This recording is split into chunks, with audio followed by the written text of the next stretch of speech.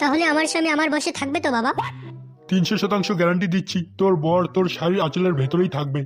যদি এটা না হয় তাহলে আমার ধুতি খুলে ফেলে দেবো। তুই কোনো চিন্তাই করিস না মা, তোর কাজ সফল হবেই। বাবা দেখবেন কাজটা যাতে ঠিকভাবে হয়। বাবা আপনার বিলটা কত হয়েছে? মাত্র 10,001 টাকা। আচ্ছা বেশ দিচ্ছি বাবা। আসছি বাবা, আপনি আপনার চেহারার দিকে একটু নজর দেবেন। 3 বেলা ভালো করে খাবেন কিন্তু, হ্যাঁ? 2 দিন পরে আবার আপনাকে আমি দেখে যাব। যা মা যা, তুই কোনো চিন্তাই করিস না।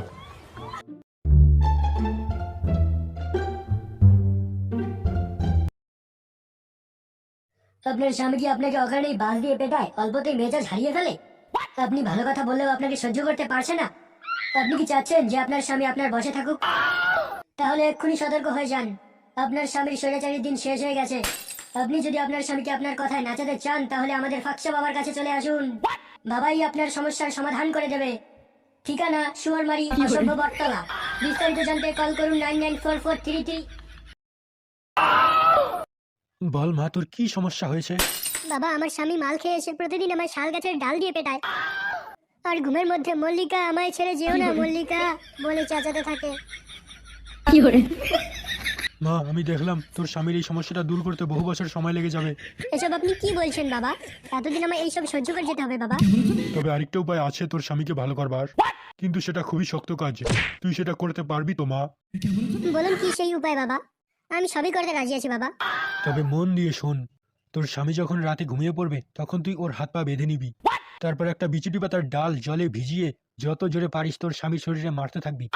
মল্লিকার ভূত ছাড়বে তো ছাড়বেই, বিশ্বের সব ভূতই ওকে ছেড়ে দেবে। ও তোর পায়ে পড়ার জন্য একেবারে গড়াগড়ি খাবে। আমি এটাই করবো বাবা। জয় ফাকসা বাবার জয়। হং ইচিং বিচিং খটাং ফ এমপিরিতি দুর্হ। হং ইচিং বিচিং খটাং ফ এমপিরিতি দুর্হ। হং ইচিং বিচিং খটাং ফ এমপিরিতি দুর্হ। আপনি আমায় রক্ষা করলেন বাবা। আসছি বাবা। হ্যাঁ আয় মা।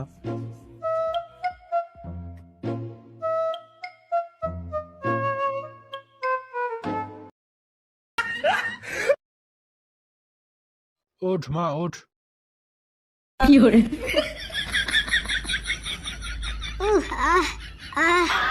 বাবা আপনি আমায় কিসের ডাল দিয়ে ঝাড়লেন? আমার তো পুরো শরীর চুল করছে, মনে হয় মরেই যাব।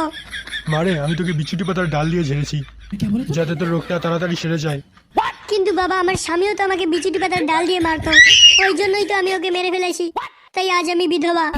মারে, ওই জন্যই তো তোকে বিচুটি পাতার ডাল দিয়ে ঝাড়লাম। ওই যে কথায় আছে না, বিষে বিষে বিষক্ষয়।